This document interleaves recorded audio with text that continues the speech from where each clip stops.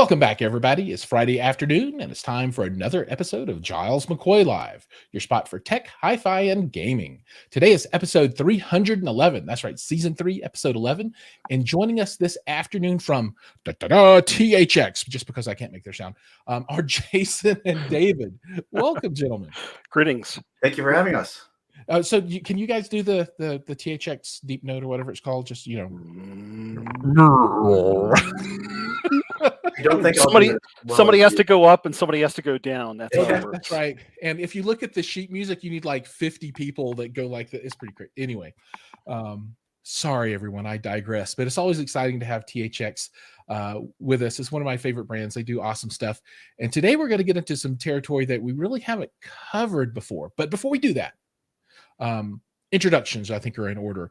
And maybe Jason, for no particular reason, let's start with you. Who are you and why should anybody care?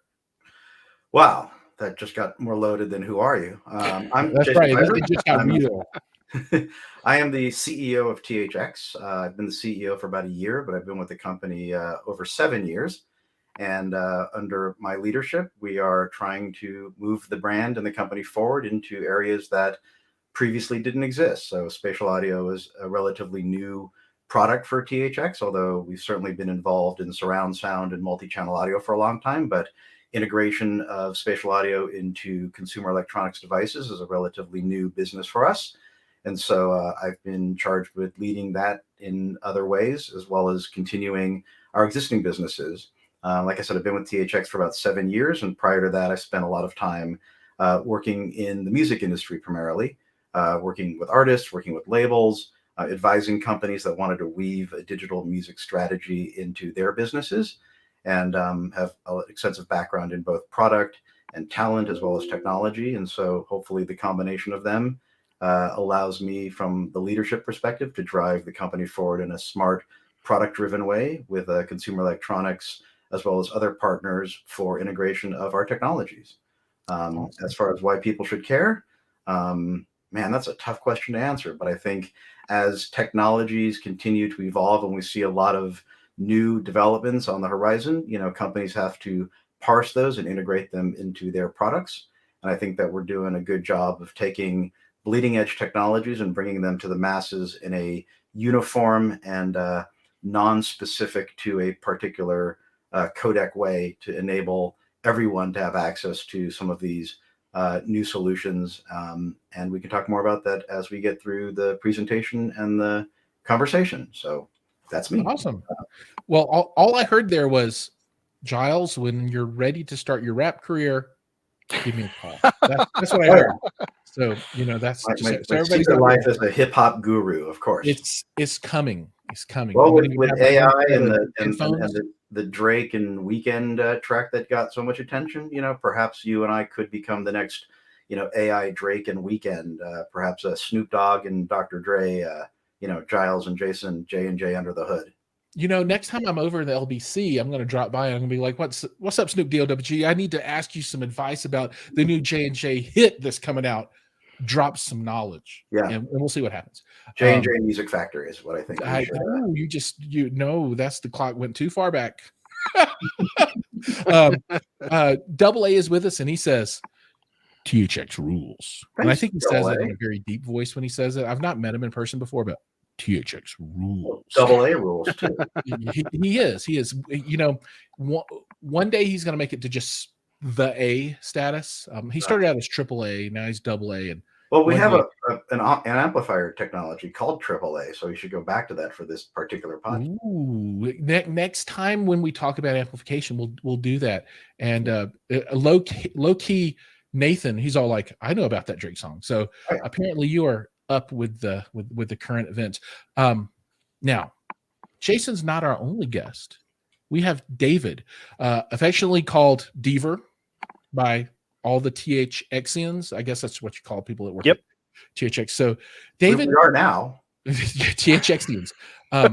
Who are you and why should people care? That's a really good question. I wish I could answer it. No, it's pretty simple. I'm the Senior Vice President of Technology at THX. I came to this company back in late 2018. My background is as a musician, a technologist, a software engineer, father of four. So I've done everything from, dealing with PA systems to home hi-fi systems to trying to fix kids' technology problems in the background. And my team leads the engineering effort for taking the technologies that we develop and bring them into consumer electronics products, either in the form of software, embedded firmware, anything from Windows devices to speaker bars, headphones, earbuds, the whole nine yards.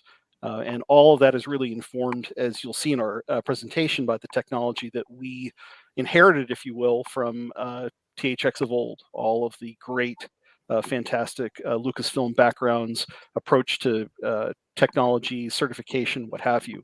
It all informs everything that we've done in the past and continues to inform the stuff that we do today. So, really Awesome. fun job. I enjoy my coworkers, enjoy the team that I work with, and really enjoy bringing these types of solutions into the market. Cool. Awesome. Now, this episode is about spatial audio, right? THX Spatial Audio. And we're going to really deep dive into that. And we have a PowerPoint. Let me warn you all, there's a PowerPoint, but we're not going to PowerPoint you to death.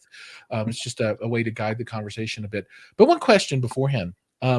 Is it possible for me to get a question through you to Lucas, to Disney about Star Wars? Because, man, I need to know what's up with some of their content. You still got the hookups for us? Yeah? I don't Maybe. know if we're going to be as, I know you've had Steve Martz on your program Yes. before. He actually dates all the way back to the Lucasfilm days. And so he has been to the ranch. He still has relationships at the ranch. So he's probably a better ticket to your answers than David or I, who are post the Lucasfilm ownership of THX. Yeah, I've had a lot of people send me notes in the build up to this episode, and they're all like, is it possible for Yeah. us to give some commentary? I'm like, I don't think so. We're pretty proud of the brand and its heritage, but again, the company has changed ownership a few times long before either David or I got to the company. Yeah. It was spun out of Lucasfilm at least 20 years ago, probably more. So unfortunately, we certainly have the legacy of the brand, but we don't necessarily have the historic connections to the previous ownership. I remember there's a football team, I want to say the Browns, but I might be wrong, where one football team moved out and then another football team moved in, and they basically picked up the legacy of the brand. The Ravens. The Ravens. Yeah. So, unfortunately, I cannot help you with direct questions to Star Wars, but if it helps, I'll just make up an answer and we'll just act as if Oh, that, sometimes that works. I try not to do that, but occasionally, just it has to happen.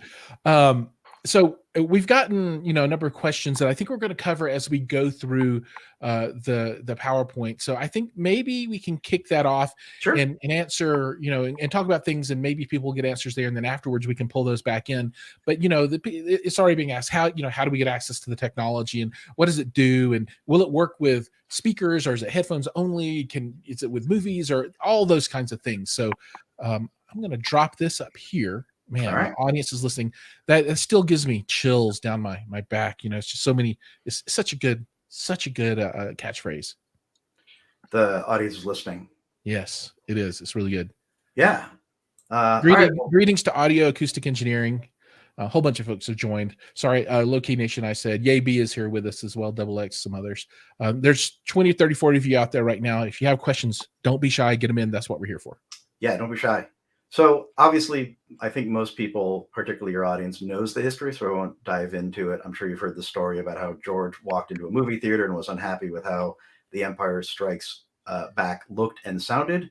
And so long story short, he decided to do something about it and created THX as a way of incentivizing cinema operators to upgrade the quality of their auditoriums. And those that followed his lead became THX certified, and the brand was born. But the key thing that was established all the way back at the birth of the company, which we continue to take very seriously, is ensuring that whatever the creator has intended for the audience to consume, we will ensure that the content is as faithful to the creator's vision as is possible. Quality's always been at the core of what we do. If we can make a product or a piece of content better, then we're doing our job. So that's essentially our mission statement. Quality matters. I think we've seen this before, and so we continue to try to drive that as our leading our leading reason for existing. So I'll go through some of these slides fairly quickly because they're not nearly as exciting as getting into spatial audio. But for those of you that have followed the brand for a while, we've been in a lot of different places in a lot of interesting ways. Obviously, we started in cinema. We evolved into consumer electronics, particularly in the rise of home theater in the domain of our certification business. We've expanded a lot of those programs. We've got certified automobiles on the market. Recently, a automobile in China with a company called Chery has a THX certified system, which follows from the THX certified system in the Ford Lincoln Mercury vehicles. We've been in live entertainment for a little bit. We certified Beyonce's Formation Tour. We certified the Aerosmith residency at the Las Vegas Park Theater. We continue to pursue opportunities there. We remain in cinemas. Obviously, we've been diving into technologies and, of course, spatial audio, as well as some of the other spots. So we really try to touch every place where audio and video content is available and work with the creators and or the exhibitors to ensure that the content is presented in the most authentic and faithful way. Here's kind of a glimpse at some of our current partners. This doesn't necessarily include all of the partners that we've worked with historically. We work with and have worked with some really large brands. We also work with a lot of smaller startup brands. We want to make sure that the next generation of electronics companies are following in the footsteps of some of the larger, better known brands. And so we're happy to work with any company, be them a large company like, say, Klipsch or Logitech, as well as smaller, more startup companies like Helm and Perlisten. And we've had a lot of success with these across the board. And of course, yeah, that is a awesome set of brands. I mean, I see a number of my favorites and some that I think aren't as well known as they ought to be. Yeah. So yeah, that's a great set.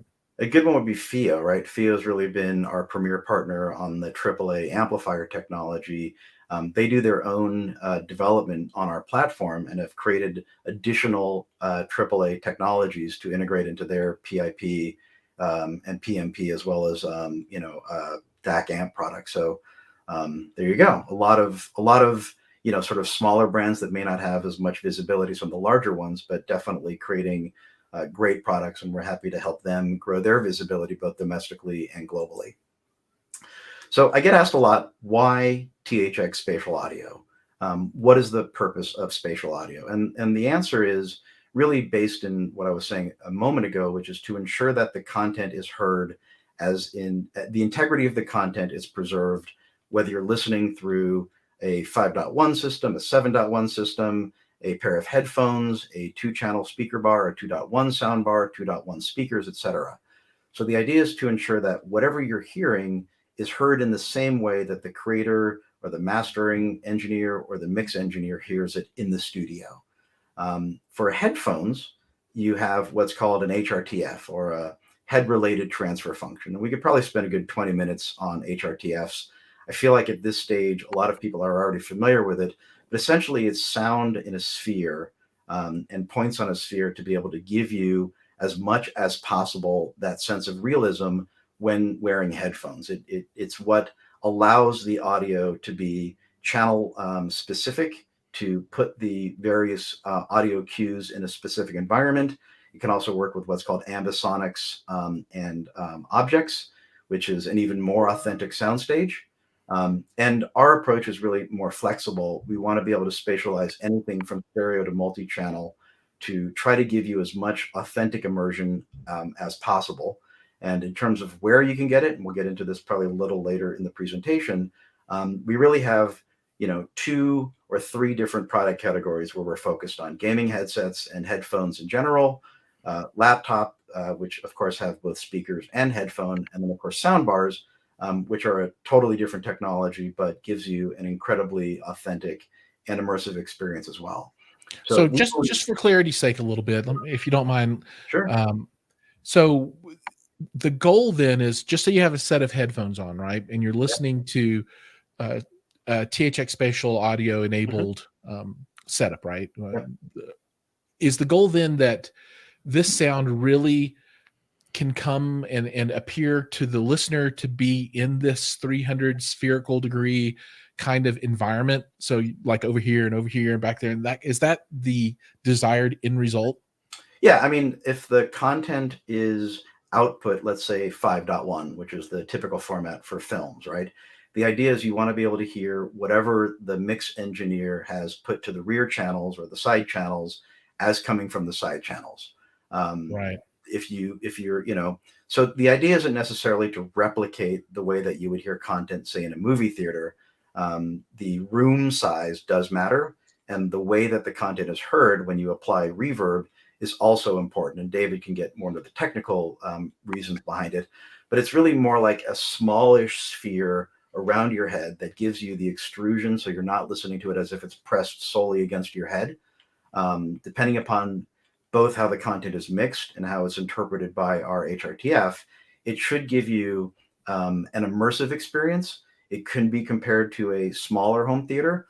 Again, the longer the reverb, the more away from your head it sounds, but then the more echoey everything else sounds. So there's a fine balance between trying to extrude the audio to give you that authentic situation without extruding it too much. So it sounds like, let's say, the arena setting on your old school amplifier that Yeah, I nobody love ever that. used because it just made something sound like a cathedral, which was never natural. Yeah. One issue that I've always had with headphones is, sometimes you have that effect where it sounds like everything's like in the very center of your head. Yeah. And, I'm not a big fan of that, right? You just never get that spacious kind of feeling. And it sounds like this is something that will help move away from Yes. that.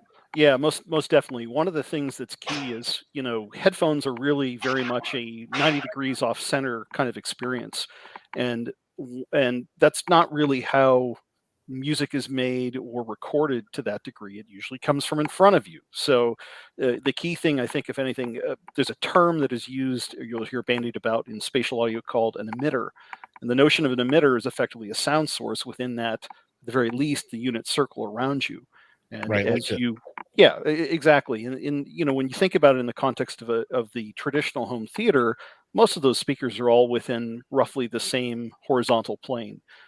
In a pair of headphones with a good HRTF, the idea really is that all of those emitter locations are filled in, and the experience is seamless. For example, those of you who may have been watching saw my dog walk through the back of the frame as we were watching this, and as I sat here listening, I could hear the sound effectively move, from off to my right to a little bit behind me to all the way behind me, and then exit out the back.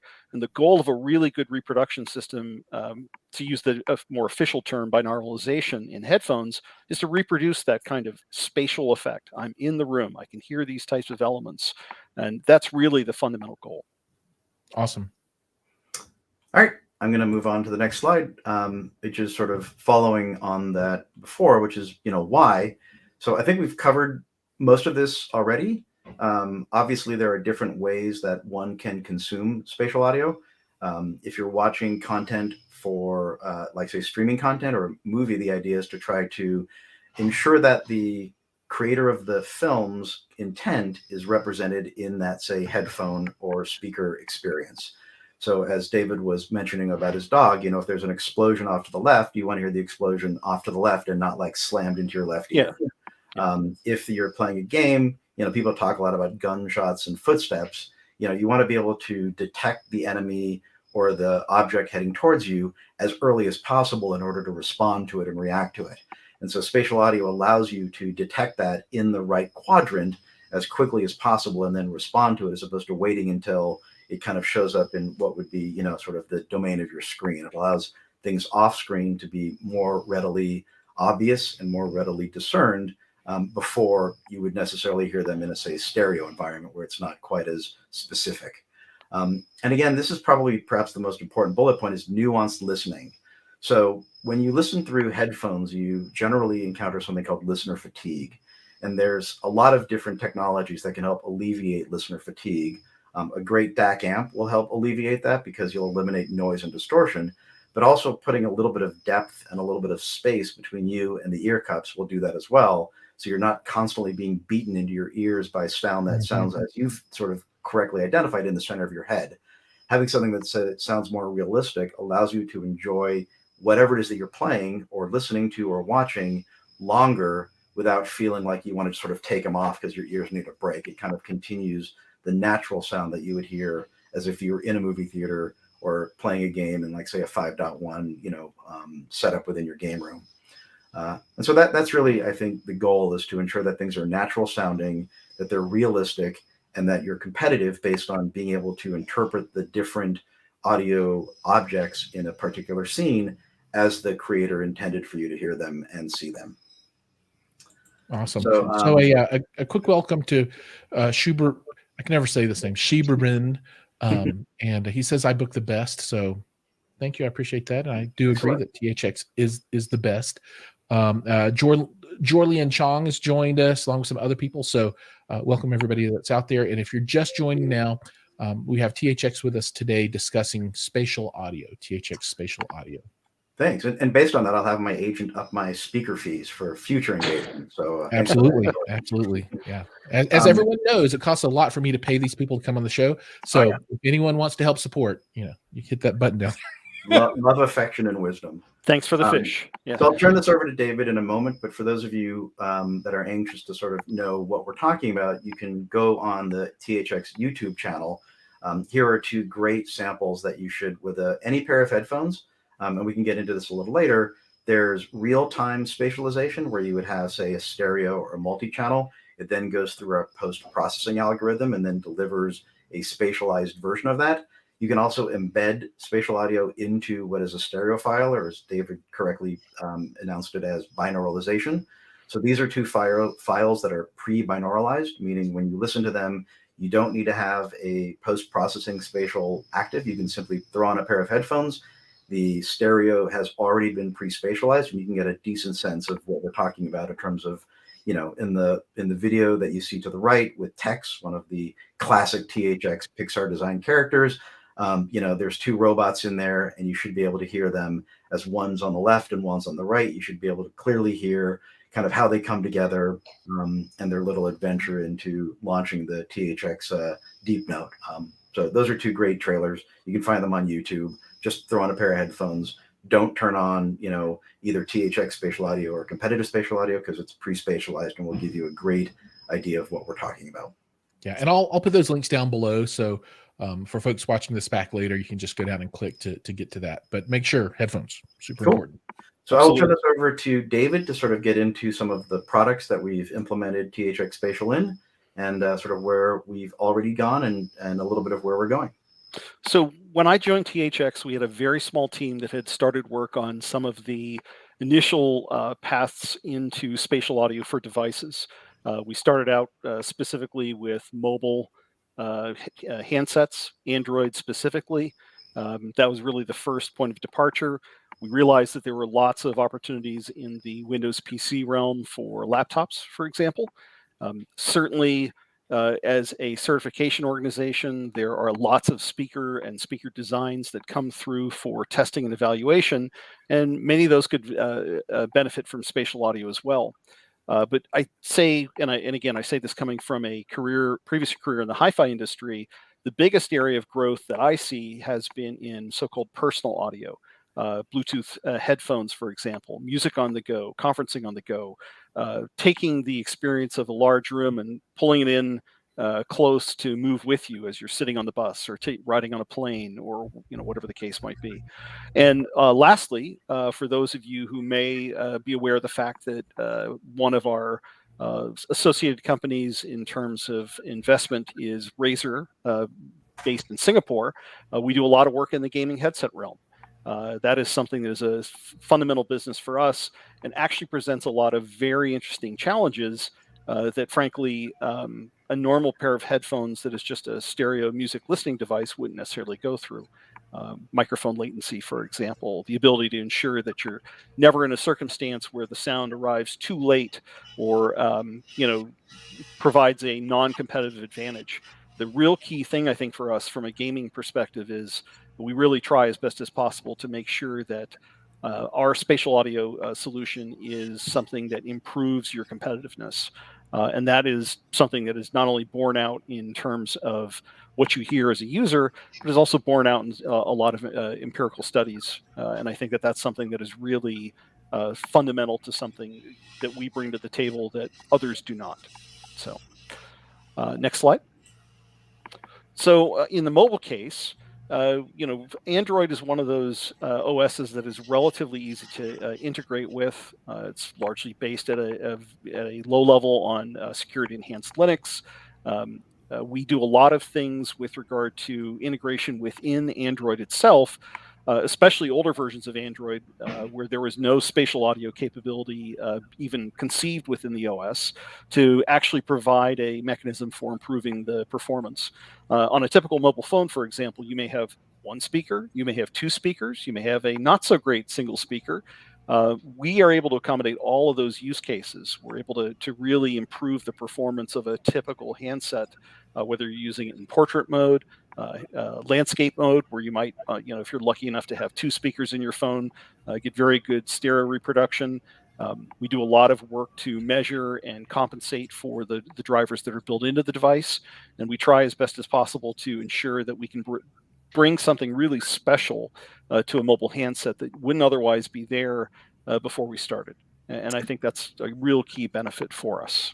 If I could jump in, so one of the sort of underexploited or under discussed parts of spatial audio that's important is it's not just a matter of integrating an algorithm and extruding audio. There's a lot of custom and bespoke tuning work that needs to happen. And obviously, not everyone's going to always want to listen to content in spatial audio.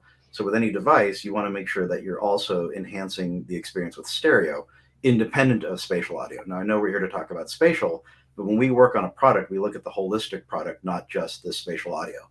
So if we're enabling people to deliver a spatial audio experience by toggling it on, we want to make sure that we've got get presets, we've got good EQ, we've got the as much functionality as possible for the user to customize their environment. But we also do the same thing on the stereo side, which may begin from a different initial tuning, but then gives the user as much control over that soundstage as possible. So when we work with a device, it's not just integrating spatial, it's really integrating an audio solution, which is holistic, both from the stereo side as well as on the spatial side. And so there are a number of questions that I think, sure, this is a good point to, I think some folks need clarification. So this is going out to Low Key and George Leon and some others. So, their question is, okay, so this is spatial audio, and then they're like, well, how is it possible to listen to this kind of thing on YouTube, which is just stereo, it's 2-channel, because it doesn't support any kind of multi-channel stuff. So how does that work? So would you say that at a macro level, the concept is that this is all designed to work in a 2-channel output environment, and it takes this multi-channel kind of input, and that can include channels all over the place, right? And is processed into a way that then you can experience that, in particular in headphones, right? And that can either be done by pre-processing the information, which would be what would be necessary for it to be broadcast over YouTube, because it can't do the multi-channel, right? So it's pre-processed, then you listen to it on your headphones, you go, oh, okay, I can hear the multi-channel stuff.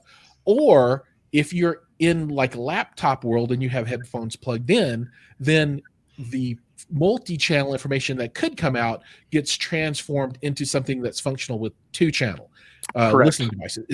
Is that what's going on? Yeah, effectively, it's just where, at what point the spatialization process happens. In the case of, say, something like YouTube or what have you, it's really around, hey, the processing is done, quote, offline before the the asset is uploaded to YouTube. In the case of a PC laptop or an Android mobile handset or something else along those lines, it's actually being done in real time. I've got n number of channels. Maybe it's 7.1. Maybe there's a little bit of object-based audio there. Maybe it's 2-channel. Maybe it's 4-channel, and that gets processed and effectively located within the unit horizontal circle, if you will, at least in the case of 7.1, so that the sound comes out in the place that you expect it to, and it's designed to be seamless. In the case of an object, for example, people would be really disturbed if you had an object that you could hear here, and then it disappears, and then it comes back here, and then it appears in front of you, and what have you. And I think that the only way that you can get to that, to dovetail Jason's point, is to start with a stereo tuning that is effectively flat, honors the creator's intent. And then when you go through the process of providing the extra localization that is part of spatial audio, you've got a good foundation to start with. And I think that that's something that we do very specifically well in terms of saying, hey, we don't want to necessarily color the rear channels or do this to give you more of an illusion. We want to make sure that this feels like a natural space and that Yeah. it's reflective of the creator's intent. Yeah, and If so I, there are two follow-up questions to that I think are important. So I've received a number of questions that are similar to this. Like, I have this kind of headphone. Mhm. Can it work with whatever headphone X is? So I assume, well, for pre-rendered audio, it'll work with any headphone, but Yes, as long as yeah, you turn off spatial on the device that you're listening to. If it's right, pre-rendered audio and you spatialize it a second time, you're not going to get the intended result. You may end up with something that is either in the wrong position or convolved wrong or whatever the case might be. This is itself a problem that we have been trying to solve as well, which is, hey, a spatialized stream comes through, you've got a spatial audio engine. How do you determine whether that stream is actually already spatialized or not? And that applies everything from game engines to integrations, as we've talked about for PC or Android, and then integrations where you have it embedded into the headset. You have to be able to manage that from point A to point X, and that's something that's a really fundamental conception that if you've got a pair of AirPods or something along those lines, you may, in some instances, need to turn off the spatial audio effect to ensure that you're actually getting the spatial audio effect correctly. right on. So what is the process? Just so say I've got my iPhone and I've Mhm. got a pair of Apple AirPod Pro, or whatever. It could be just the regular AirPods. What do I do to enable that kind of experience on my device? Is there a piece of software that you would install? Do you say, well, you really need to get, how do you move from, okay, I don't have spatial audio, but I have these things to now I can use it? So it largely depends on what the device is and what has already been built into the system. I think that's one of the first key things. We see a lot of people who come to us and say, "Hey, what do you have available on iOS to do X, Y, and Z?" And Apple has done a very good job of trying to provide some degree of spatial audio processing, but it's in pieces. Some parts are in the host, some parts are in the embedded headset, and it's not always necessarily easy for the end user to go through and turn off things that maybe they want to use a different render or whatever the case might be. On platforms that we support, such as Windows and Android, it's very easy because we're integrated in at the OS level. The problem with trying to build, in my opinion, again, others may think otherwise, spatial audio processing into a freestanding app is that you're limited in terms of what you can actually push through that application. Um, I think that's something that really, to a large degree, it's better to have it at system level, and that gives us, the ability to really tune it for the device and make sure that it's working the way that it should. Also, Netflix and various other things have their own application built in copy protection. You wouldn't be able to take an audio stream out of Netflix and run it into a freestanding app. It really needs to be built into the OS. Gotcha. The other question that I received in a number of different formats is really around like home theater processors, right? So like your Denon or your Pioneer or whatever, you've got a 5.1 or 7.1. For those that have like a headphone jack in the front, is there a way to leverage this kind of technology with what would have been a traditional kind of home theater AVR? So that's a good question. Let's say that you have stereo audio that's coming out through a traditional 3.5 millimeter jack. There's nothing embedded into the audio stream. It's strictly traditional stereo. There are some things that can be done to provide synthesized spatial, an upmix, if you will, where you can leverage elements that are already embedded in the mix. For example, stereo has been around with us at least since I've been alive, and probably longer. And from a recording perspective, there are lots of tricks in terms of dealing with, putting things out of phase and panning them hard to one side, flipping one side, inverting phase on one side versus the other. And even in a traditional stereo two-channel audio mix, you'll find that there are elements that you can pull out of that in the upmix process that will end up well off to the side or behind you in whatever fashion as a consequence of the way that the original recording engineer encoded that. certainly when I was little in the early 70s, quad was a big thing.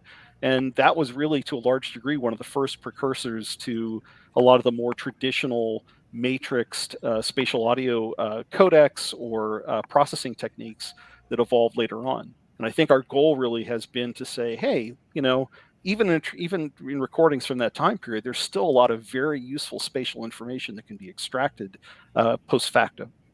Yeah. Awesome. And then one final comment before we move on. So, Oreste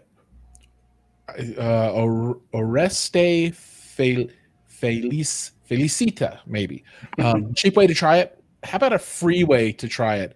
We mentioned this a little bit earlier in the episode. We'll have links down below to YouTube, the THX YouTube channel that has pre-processed spatial audio that you can listen to on any system. So just make sure that if your system has spatial audio, that stuff's turned off. Just put your headphones on, click the link, listen, and that should give you the experience that you're looking for the low price of zero. Yeah. Zed. Yeah, I mean, as far as trying it goes, right now the best way to get spatial audio is to purchase a product that has our technology embedded in it. We are working on other ways to access it.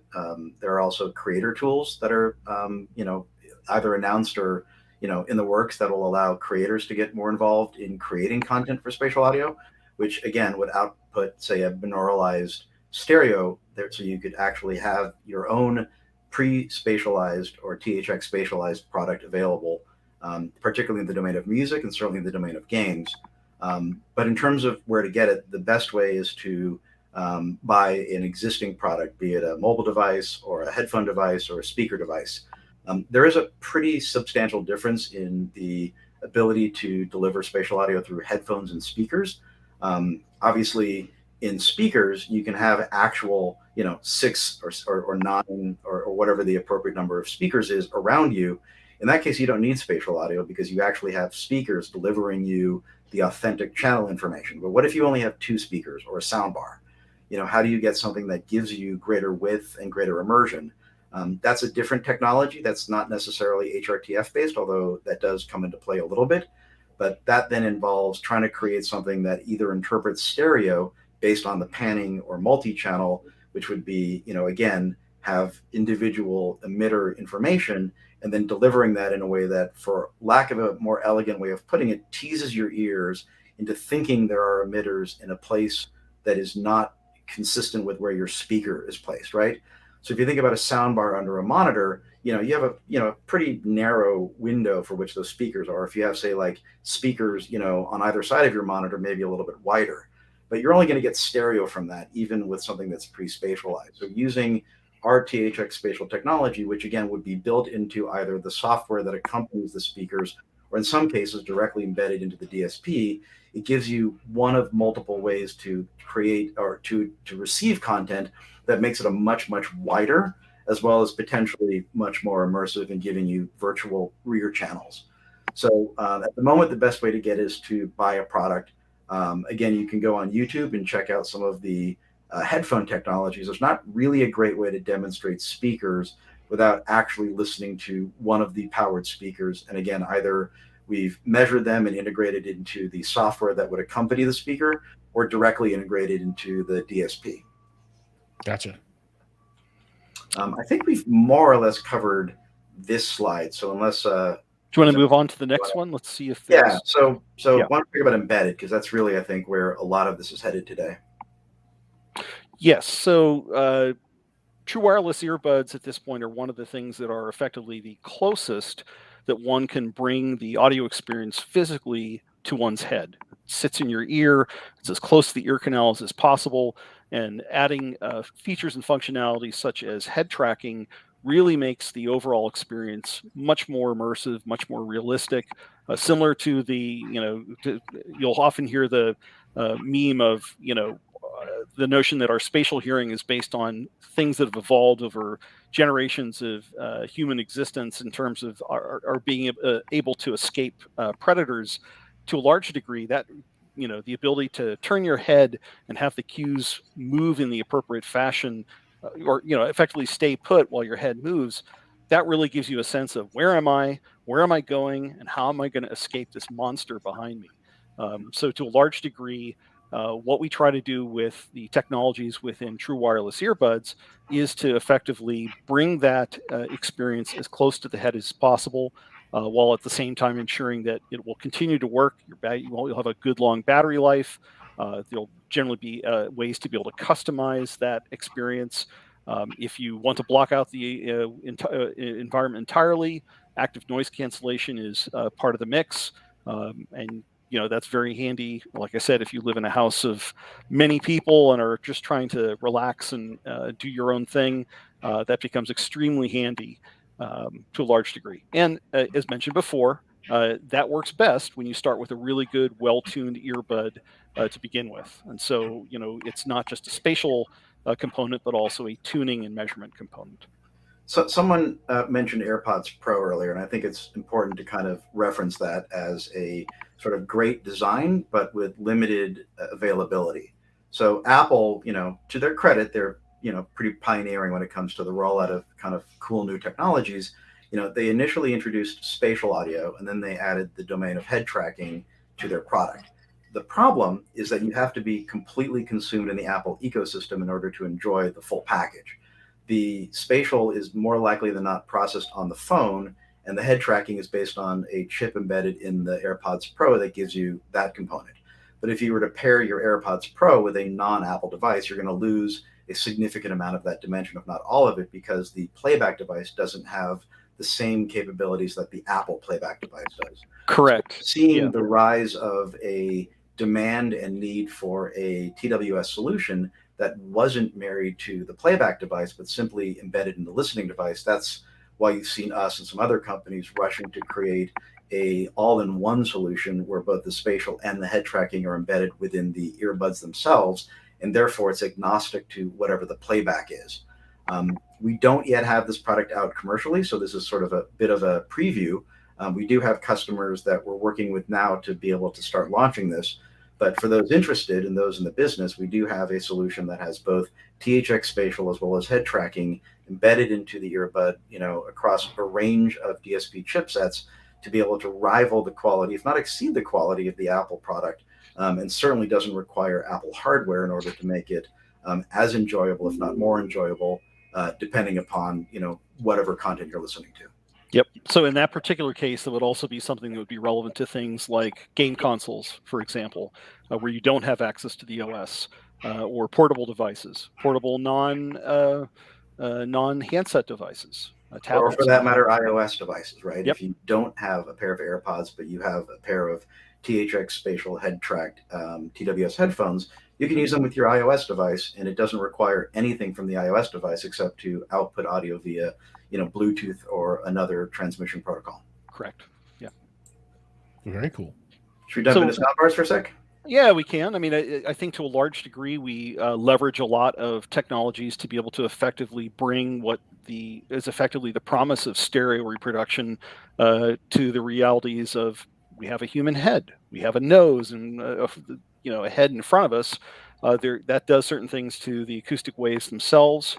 And the idea, if anything, is to try to offset that so that what arrives at both ears is, in fact, what should be part of the stereo experience in that instance, whether it's crosstalk cancellation or stereo widening, being able to take the signal that is crosstalk canceled and expand it even farther out to the sides.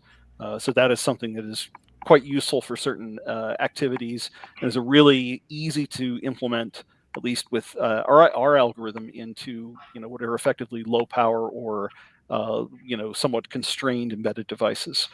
So we're having very good success with this, and we use this technology not just in speakers, but in laptops as well, which I think might be the next slide.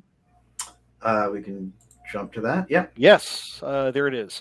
So PCs are an interesting scenario, and this largely applies to mobile handsets as well, but is very much the case for a laptop. You'll have two speakers. Sometimes those speakers face up. Sometimes they're embedded in the hinge of the laptop. Sometimes they face down. And the idea is effectively to try as best as possible to improve the performance of loudspeakers in that, so that you can really get a good experience. You have a fixed distance, provided that the manufacturer, and again, we do a lot of extensive pre-production and pre-engineering consultation with some of our partners to be able to effectively say, use this transducer, use these smart amps, tune it this way, make sure that the keyboard doesn't rattle. Those are all things that are really important to providing a really good experience. And while you're at it, give us a headphone jack that sounds good, that is able to drive reasonable pairs of headphones, and let's provide binauralized spatial for that. So that really kind of outlines the two things that we do. We have traditional speaker-based spatial, and we have HRTF-based binauralization through headphones. And I think that that's an offering that we can bring to the table that really optimizes those two use cases as best as possible, since they are really, to a large degree, quite different. If I could jump in for a sec, I don't know what sort of time schedule we're on. Should we start wrapping up, or we can go as long as you need. So I think maybe we make it through the rest of the presentation, and then we can wrap up there. So we're good. One comment. First off, shout out to JLo Fan Club, who's joined us, and by JLo I assume he means Giles, and not some other person. I think you can get a J-Lo out of there somewhere. Yeah, somewhere. But he says that he sees a lot of adoption on the Samsung side of the house, the Android side, right? Yeah. And then another comment was that Android is a huge percentage of the global market for mobile devices, right, and other pieces of equipment. So, yeah, I would tend to agree that the technology has the capability to have a very far-ranging reach. Yeah. I mean, and the thing that hasn't been discussed has been Chromebooks. Here in the United States, there are a lot of kids that have school district assigned devices like that don't have spatial audio right here. Yep, built in, and maybe you want a pair of earbuds or headphones that provide a little bit of spatialization. You don't have access to the system, so you can't install a driver. How do you make sure that you get that experience? And I think pushing more of the processing into the headset and into the earbuds is really the way to go, and it opens up a lot of opportunities on devices that are effectively a closed ecosystem. Yep. Yeah, as long as they have Razer written on them, my boys will be all in. We're big Razer fans. That's my sons. Yeah. We'll get you a lime green marker and some black. That's Razer. Yes. And the 3 snakes will show up in an unmarked box. Right, exactly. Love it. I'm going to skip this slide. I think it's probably, I know we're short on time, so we're going to sort of jump over to, I think. Yep. Why don't we jump into music? Because I think that's a pretty important category. Yeah, go ahead. Unless anyone really has a sort of desire to talk about gaming, I think we've kind of covered that quite a bit. So if you don't mind, I'll sort of jump in here for a sec.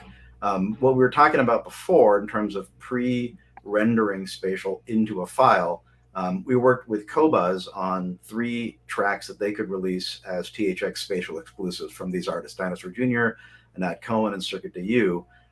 This is very similar to the videos that we were referencing at the beginning, where if you have a Qobuz account, you can stream these tracks and the spatial is pre-embedded in that.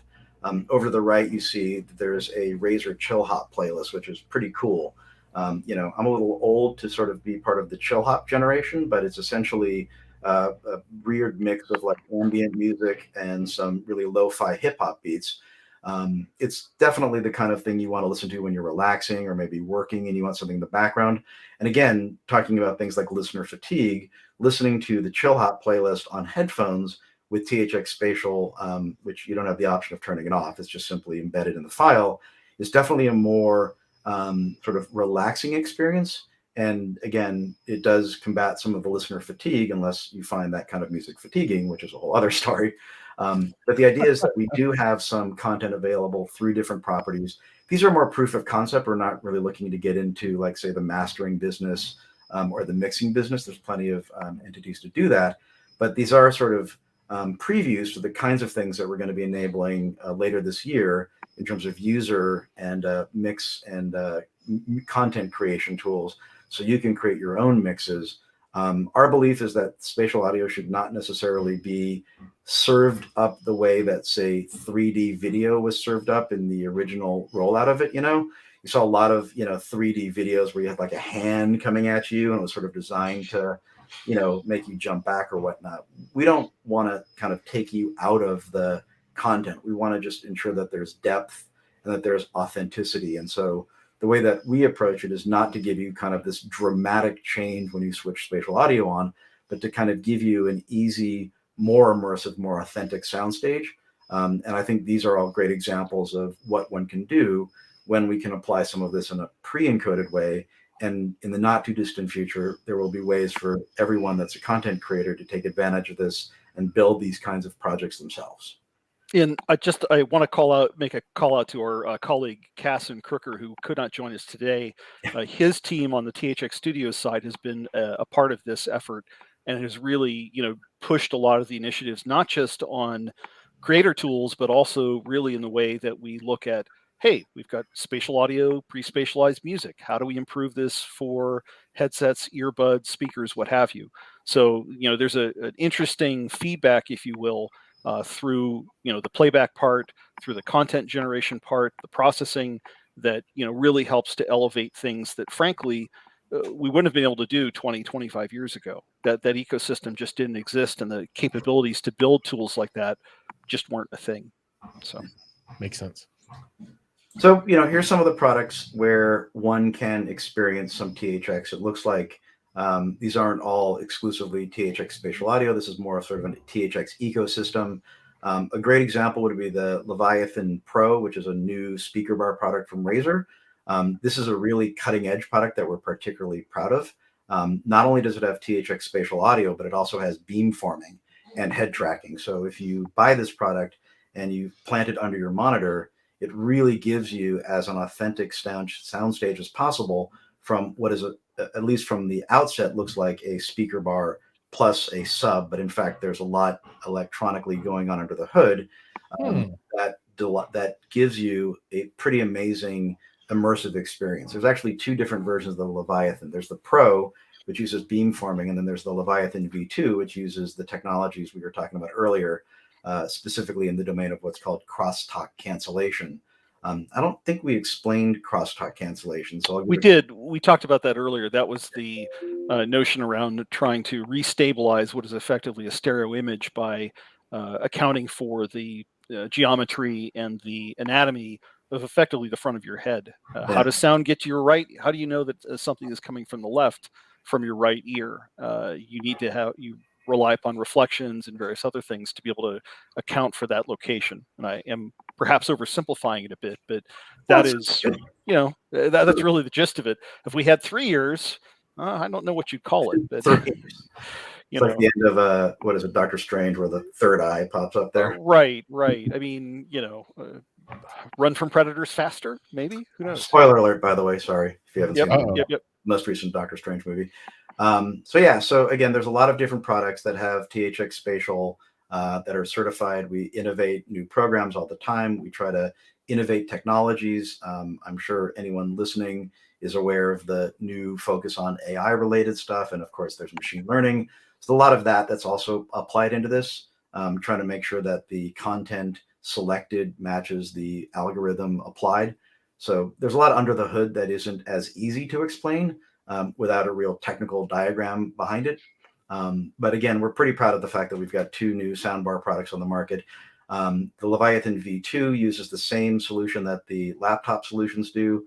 The Leviathan V2 Pro, like I said, it's really another generation of products where you have even more interesting ways of delivering it. So there's more or less one uniform headphone technology based on HRTF, and really the content drives the way that you would be able to consume it. And on the soundbar or speaker product, there's really now 2 different ways to deliver a much more immersive experience that dramatically exceeds stereo. And in theory, if you want to check them both out, I guess the best way would just to be to demo either of these at a Razer store. But we're certainly working with other partners as well. We've only started rolling out some of these things in the last year. And so a lot of these deals aren't yet announced, but we should see a lot more THX spatial audio powered products coming on market by the end of this year and start of next year.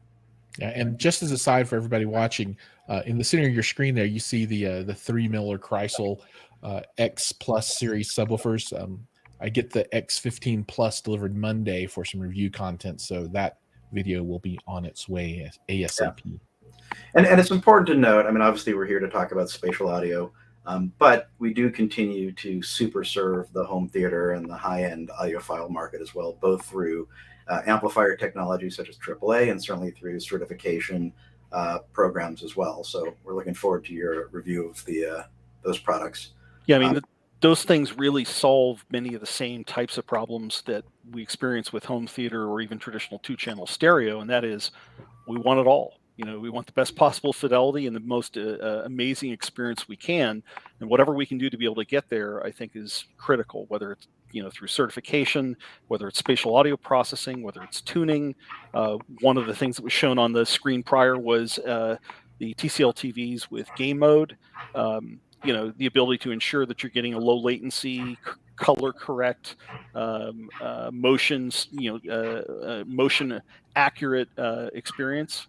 Those are all part of elevating the overall performance of these types of consumer electronics products. So the audience is listening, it's watching, it's feeling, it's trying to be moved off its chair. All of those are critical to having an explosive experience that people really remember and go back to the manufacturers that incorporate that technology. Yeah, and as another aside, for folks that aren't specifically aware or knowledgeable about TCL, I was at a CES earlier this year, and TCL had a humongous booth, and they make just about everything that you could possibly imagine, and their equipment is amazing. It's amazing good. How quality has become less expensive, right? In the years past, you would spend, more than one paycheck's worth of money to acquire, a high quality flat screen TV. Now it's like, the cost of maybe 15 coffees or something to get a decent, you can really inexpensively. Caramel ribbon lattes, perhaps, but still, the idea is that, quality in devices is much more uniform and much more commoditized than it had been in the past. And so what you're really finding is companies that all are competing not just on quality, but what differentiates them, because everyone can get great, panels or great drivers. What are you adding to make your product unique? And so I think to some degree, that's where we play a significant role. Awesome. I think the rest of the slides are, maybe not as interesting as some of these. So I would say we're at the hour. Maybe turn it over for some questions, unless there's anything else that you wanted to cover.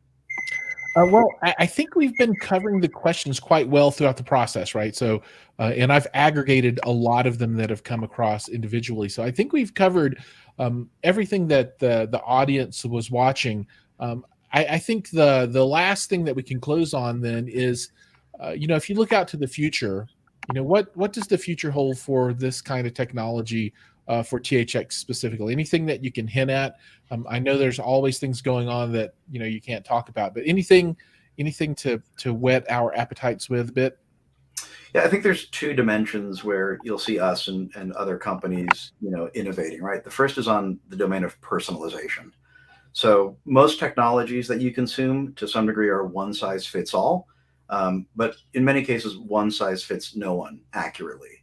And so whether it be personalization around EQ profiles, or based on, say, audiogram, or personalization based on HRTFs and, say, ear shape and head shape, or other ways to acquire personalization, I think that's one area where you're going to see a lot of innovation.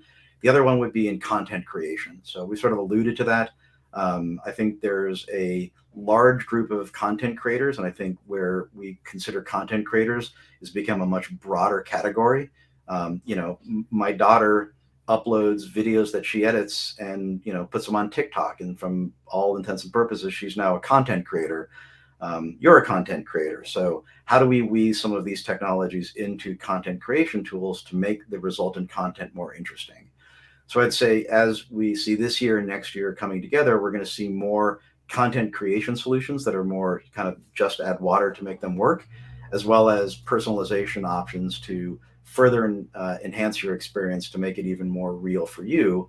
But personalization always comes with a bit of a disclaimer, right? When you have a great product that sounds good, adding something on top of that isn't going to necessarily be like this giant, massive change, right? It might take, we've catered to the audiophile market pretty extensively, and I've alluded to this before. We have a pretty amazing headphone amplifier technology called THX AAA that has been well regarded and well reviewed pretty much across the board.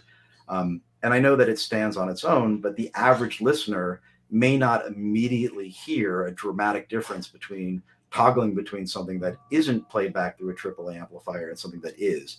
It's the kind of thing where over time you start to appreciate what it can do, but it's not as immediate as, like, say, noise canceling, which is sort of immediate off and on, or for that matter, spatial audio with head tracking, which immediately throws you into a totally different scene.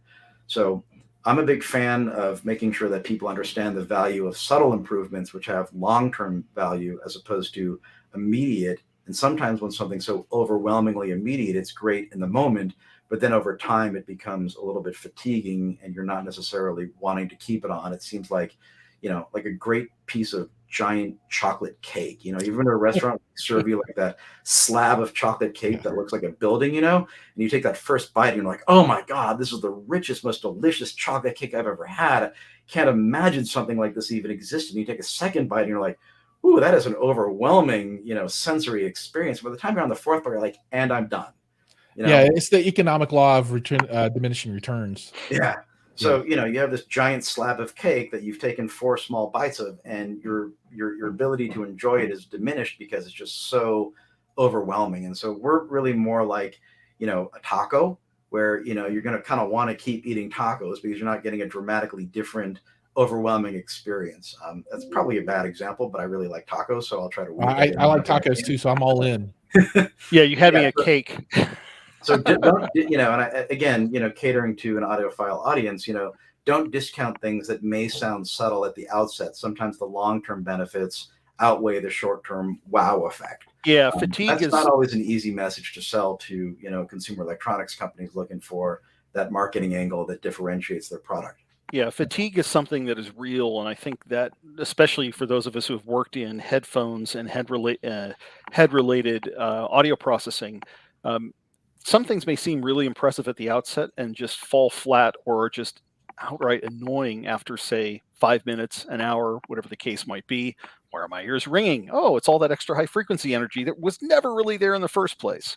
And I think that the key thing is, with a lot of the things that, again, Jason mentioned our THX AAA technology. We have a headphone DAC as well that implements that.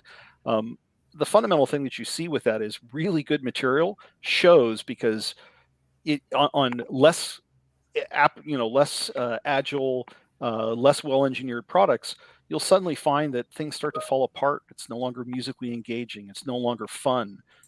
Simple material, maybe you won't notice it. And again, I think that's, to round up, that is really the key thing. We really want everything that you get to perform the way that it should, to again, mimic, to meet the artist's intent and do what needs to be done, as opposed to just, being slathered in sugar. Let's do it right. That makes a lot of sense. Well, I think at this point, what makes sense is to say thanks to everybody that's been watching.